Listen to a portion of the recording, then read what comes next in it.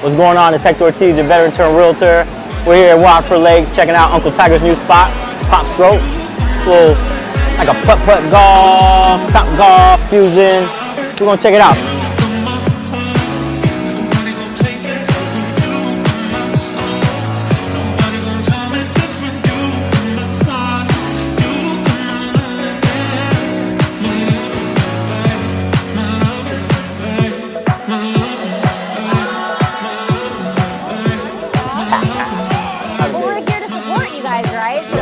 Develop, but we're here to find pieces of the puzzle that maybe you didn't realize were missing. Yes. So tell me an example of that, because you know it just happened. Yeah, sheesh. One example was the title and the lien. There was a lien search that came up, that title pulled up from the property, and like my sellers didn't even have that when they So that would have cost you a ton of commission, because everybody knows 3% of $2 million is what? And you gotta communicate. It's like, remember when we first sat down before, like when the year first started? We sat down at East End Market. I love and like within a month, everything just like went into fruition. We absolutely have grown, and it's about masterminding as a team and getting together and thinking about things and what's going to set us apart from the competition. Right. You know, how are we going to push? How are we going to elevate our business? Yes. That's always the bottom line. Oh my God, that app is freaking awesome. So that's something that I looked in when I did my listing presentation. I went straight to that. Remember, I asked you for the net sheets and everything, but now you can just pull it up straight from the app.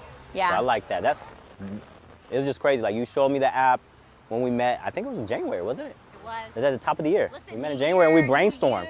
You. Yeah, new Hector for sure. New Hector for sure. You've come such a long way, and I've seen your growth so much. Thank you. Yeah, I mean, you're right there with, you know, the top of the top. You're like a top producer. No, nowhere near. Yes, you are. Not only that, I mean, you're a huge asset. I don't know. Yes. Why don't you share an idea or an example of something that you recently had to do to overcome a problem? Oof. A lot of. I had to reach out for help, actually. Yeah. I wasn't too arrogant to be humble, especially as a newbie. So I had to reach out for help, and reaching out for help actually what saved the deal for me. Is if they can be, you know, self-aware enough to raise their hand when it's needed. But that's also, again, you got to have your right team in place. Yeah. You got a title question, you call your girl Giselle. Yeah. You know, you have something that's, you know, next level up for somebody that's maybe had 15 years in the business, you know, versus a couple. Yeah. Well, then guess what? You talk to your broker. So I think it's great you have resources. You're active in the military. Yeah, I'm still in. Yep. And how proud does that make you feel to know that you can also help your fellow community in the military world? There's a small handful, like a 1%, soldiers, sailors, and airmen, that when they're in, they understand real estate, and they understand how to utilize the money to their benefit and gain while they're still in. But that's like a small percentage.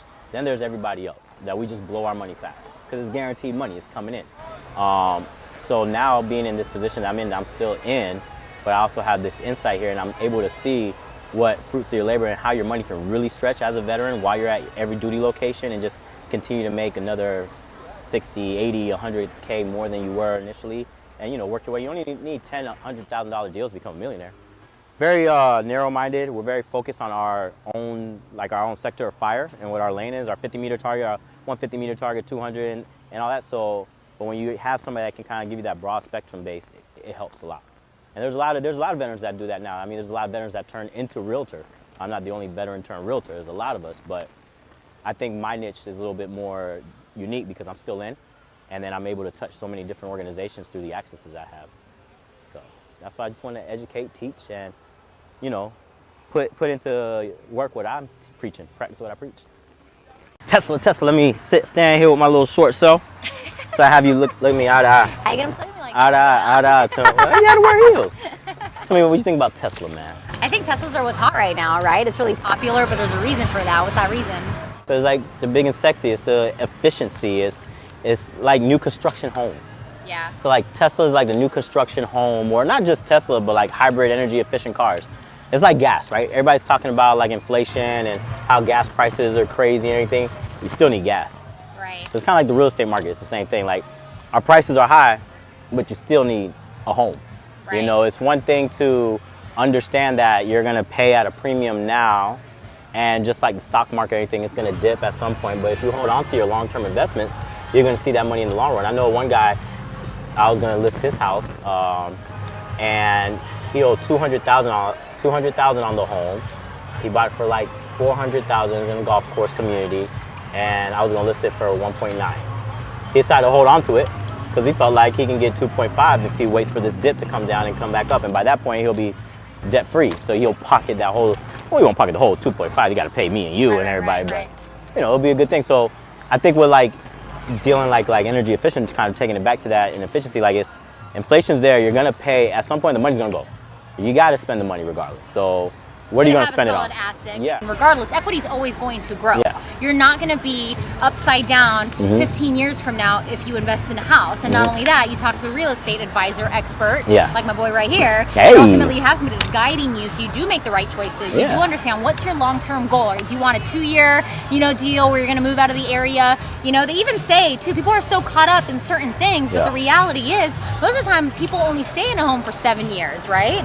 I think nobody owns anything more than like 5-7 years. Right. People don't even own their marriages for more than 5-7 years. Their month-to-month payment's going to be, and maybe what's your exit strategy? So we can talk about those things too, right? Are you going to rent it? What are your parents doing right now? They're getting ready to rent out their home. And what are they going to do?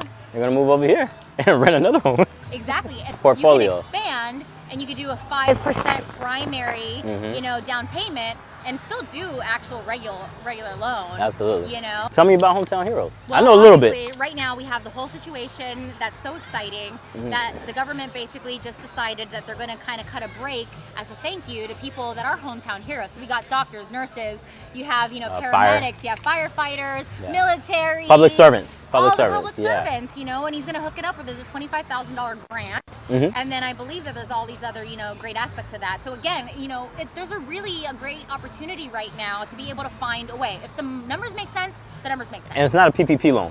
Exactly. It's not PPP, but it's also state though, right? It's a state-funded one, right? It is a state-funded loan. So the money will eventually dry up. Yeah, so if somebody is interested, they need to get on it now. You got to get on it now. You got to keep it moving. You got to keep it going, just like these Teslas. For Tesla, they're great vehicles, as you can see. And here at PopStroke, they have like a 10, 12 car parking Tesla charging station. So that's beautiful. It's a new construction home. It's efficient. You get more bang for your buck. You're gonna pay a little premium, but your home is good to go on inspection, but you just gotta wait for it. Whereas if you go to an existing home, obviously through an inspection, you're gonna have to put some money up to fix here and there, and you have the home you want. So your money gotta go somewhere. That's a whole other conversation too. You're gonna throw your money out the window paying rent when you could be paying a mortgage and actually producing future income for yourself. Yeah. It's a smarter move. And for veterans, it's a great move.